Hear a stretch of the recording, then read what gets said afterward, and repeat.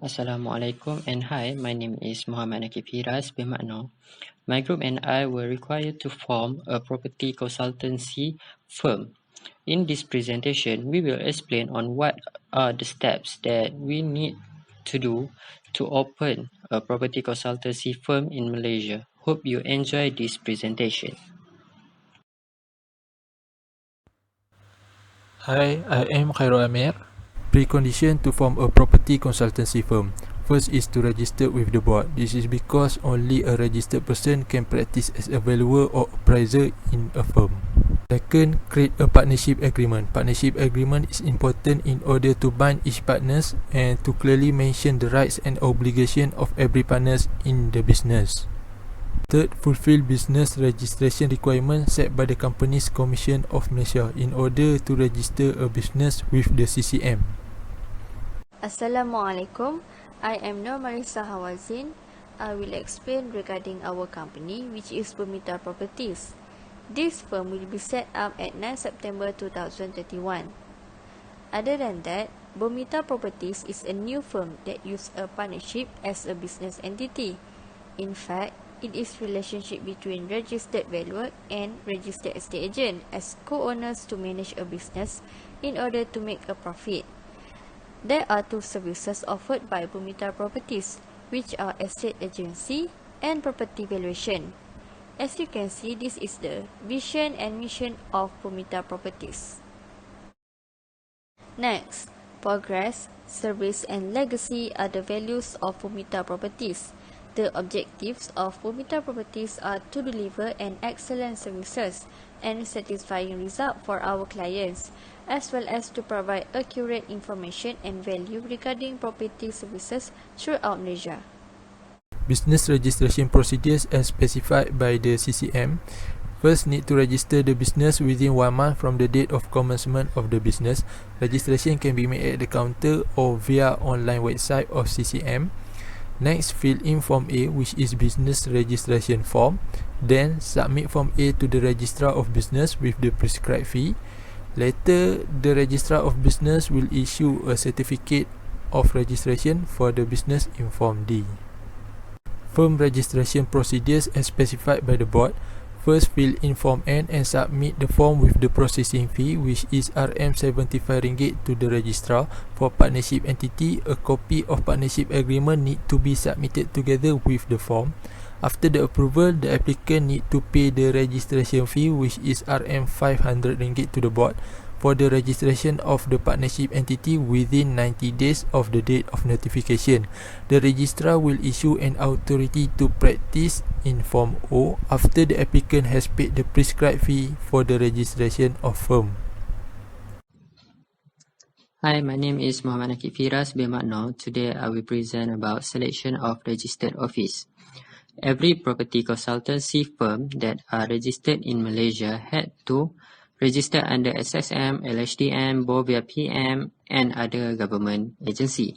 BINTI Properties Sdn Bhd has to fulfill the requirement in order to get the approval from them. The requirement that we have to comply are easy for public transport to access. Second, located in a low-risk area. This is to make sure people that are coming to our office are safe. This also the requirement that we must to comply. Moreover, this requirement can help our firm can be operate in a safe area. Category of the building. We must open our firm in a building that has been categorized as commercial building. Due to Bovia PM requirement stated that an office cannot be operated in residential area. If we do not follow the requirement, our office can't be registered under them. Finally, size of our office building. This requirement was the requirement that we had to decide by our own. This is because we have to select an office that can accommodate all the rooms that we need. Thus, we choose 2 units of shop lot that is located in a corner lot commercial building in Ipoh. The size of the building is big enough to accommodate all the rooms that we need. Okay, that's all from me. Thank you.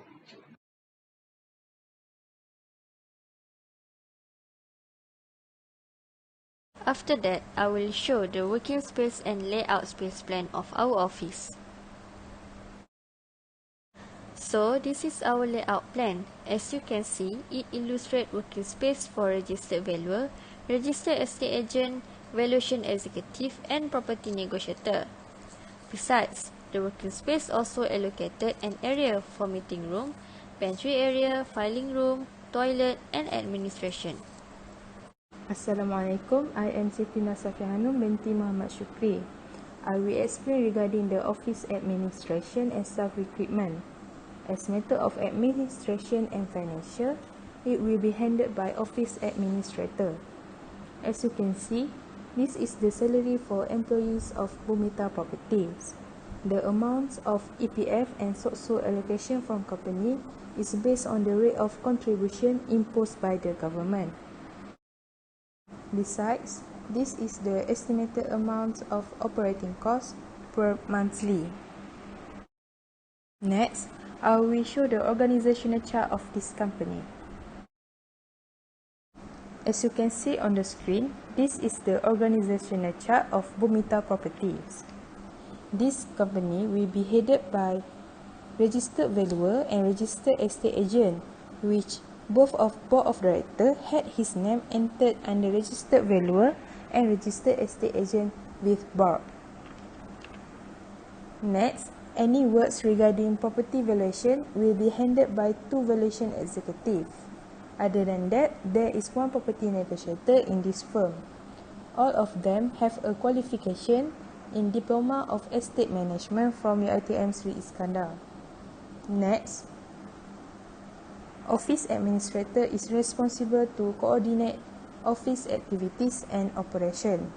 Besides that, Draftman will help valuation executive to draw a floor plan while office boy need to collect or deliver any documents related to firm.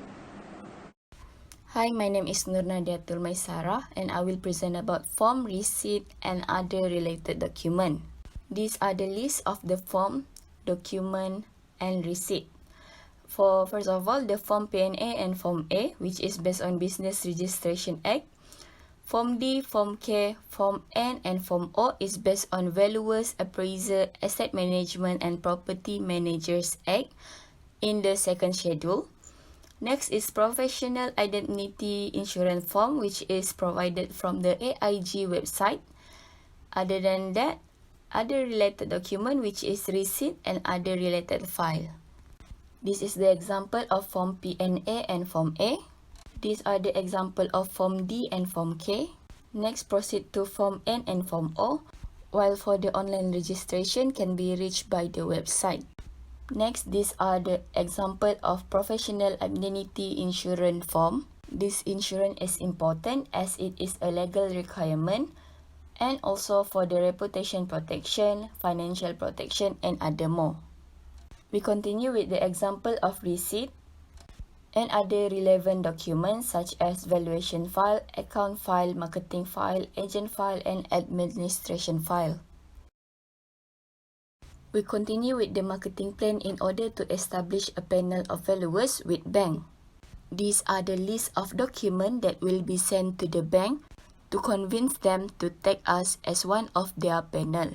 The document that will be sent to the bank is company information, organization chart, authority to practice valuation, which is Form K. Next, authority to practice valuation as a firm in Form O. Continue with the authorized capital, the professional indemnity insurance, the SWOT of the company, and the marketing tools, especially for the advertisement. For the conclusion, it was a good and new knowledge for us to know on how and what are the requirements to form a property consultancy firm. That's all from us. Thank you.